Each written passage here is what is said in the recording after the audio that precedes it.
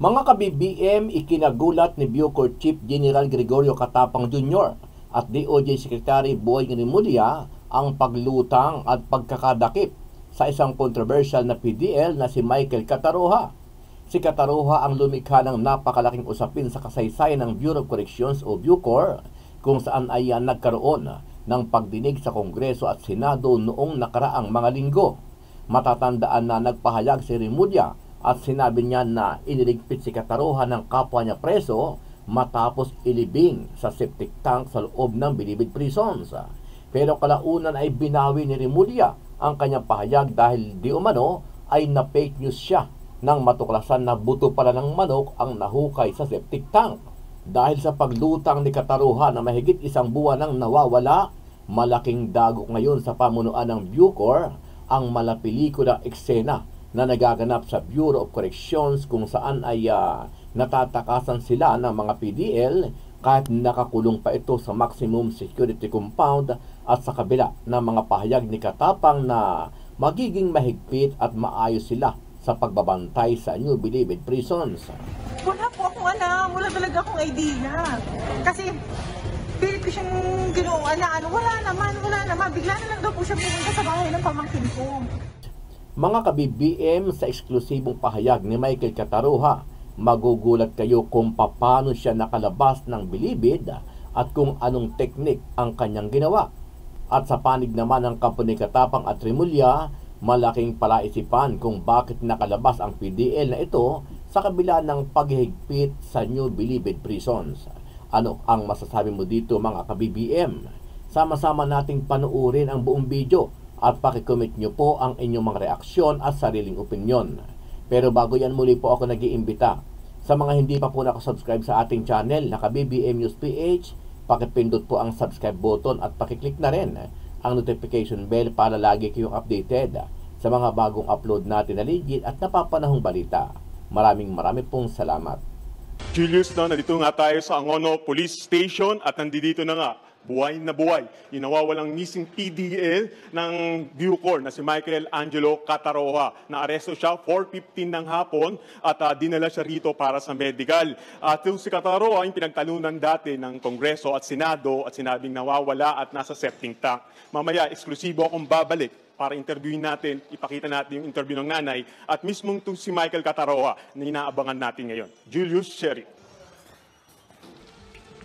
Maraming salamat, Gary De Leon. Kaugnay ng pag-aresto sa tumakas na Bilibid inmate na si Michael Cataroha, live mula sa Angono, Rizal, nasa frontline ng balitang yan, si Gary De Leon, exclusive. Gary, anong latest dyan?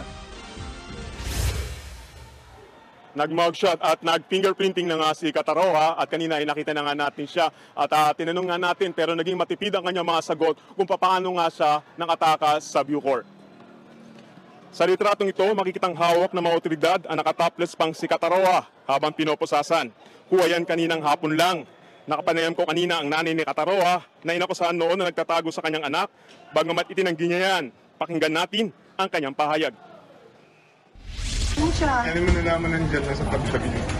Wala po akong alam, wala talaga akong idea. Kasi pilit ko siyang ginawa na wala naman. Bigla na lang daw po siya pumunta sa bahay ng pamangkin ko. Sa tulong naman ng intel ng Angono Police, ay agad natukoy ang bahay ng pinagtataguan ni Cataroha.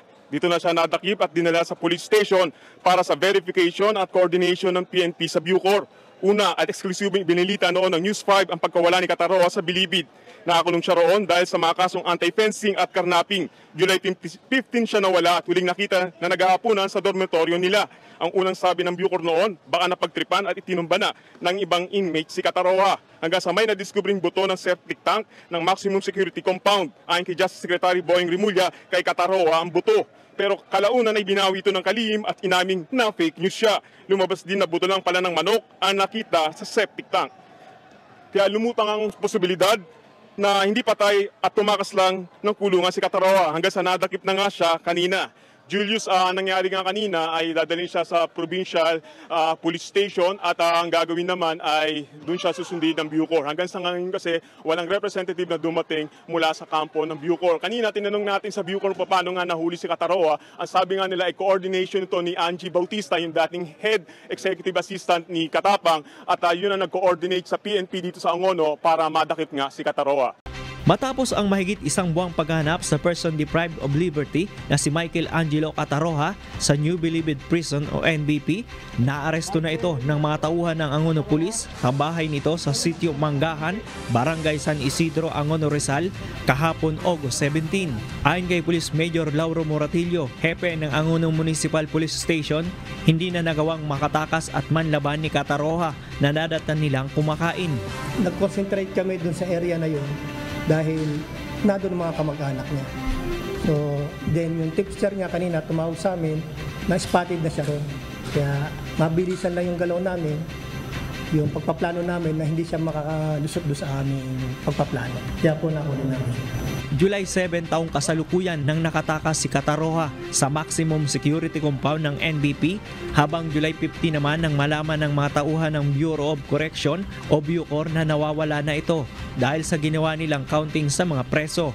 Based do sa kanyang sabing kwento, lumabas lang po ng casual and then accordingly, ginaya lang niya yung stamp na itinatatak do sa mga visitors.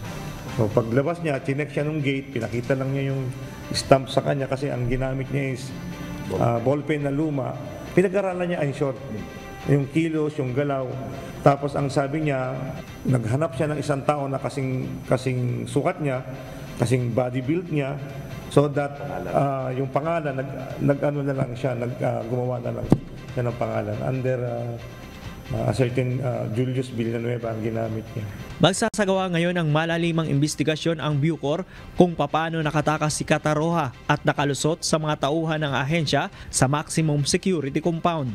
Meron po kaming coordination letter with Angono PNP last August 5. Humingi kami ng tulong para po malukit natin if ever. Kasi although hindi naman natin nasisiguro na pinatay o inilibing doon sa Bucor, so hindi rin namin tinanggal yung possibility na nakatakas po siya. July 26, 2022 nang dalhin sa NBP si Cataroha sa kasong anti-fencing at mayroon din itong pending na kasong karnaping. October 20 naman ang kaparehong taon nang ilipat ito sa maximum security compound. Sa ngayon, sumasailalim na sa procedure si Cataroha upang ibalik sa New Bilibid Prison. From the pieces of evidence gathered from your statements, we still do not know whether Mr. Cataroha is alive or not, or whether he is still inside the New Bilibid Prison o nakalabas na. Can we come up with that conclusion? Go ahead. Can I answer, sir? Yes. Hindi po nga po tayo makapag-conclude kasi dalawa po yung recovery team na dineploy natin sa Angono Rizal. May report na po sila na akala po nila kasi nung na-preview po sa TV, pupunta po yung kamag-anak dapat sa Muntinlupa. Pero umalis po sila, nakasakay po sila ng truck. Kaya nga, tinatanong ko, Iha, from the pieces of evidence, we still do not know whether Mr. Cataroha is still alive or not. And we do not know where he is, whether inside the New Bilibid Prison or already outside the New Bilibid Prison. Yes, sir. Yes. Thank you, Mr. Chair. Na nasa loob sa New Bilibid, wala ba si PDL Pantoa? I mean, Cataroha. Sa buhay, sa buhay. Di ba pag-usapan yung nasa lalim, wala ba siya doon na buhay sa loob? Wala po siya, sir. Mr. Chair, they are confused themselves. In fact, if I may say that even General Katapang is confused right now in what is happening. Yun, palagay ko si General Katapang confused din dito eh. So therefore, Mr. Chair, tulad ng sinabi ni Congressman Ako, I would like to ask that they submit to us the complete investigation report of all of this. So, Mr. Chair, pare-pareho tayong Pilipino. Mukhang nahihinaan po tayo sa management ng NBP. Dahil kung ang pag-uusapan po ay security, protection, and dedication to service, dapat po sana, with all due respect, unang-unang naisip po ninyo ito. So, I think, Mr. Chair, kung hindi ito bibigyan ng priority attention, yung pong mga problema, issues and concerns involving personnel of NBP and our PDLs, paulit-ulit po itong mangyayari. And maybe, sana mali ako, baka po ayaw nating i-priority ito dahil baka meron din naman tayong pinoproteksyonan na tayo ay may kinasasangkutan dito.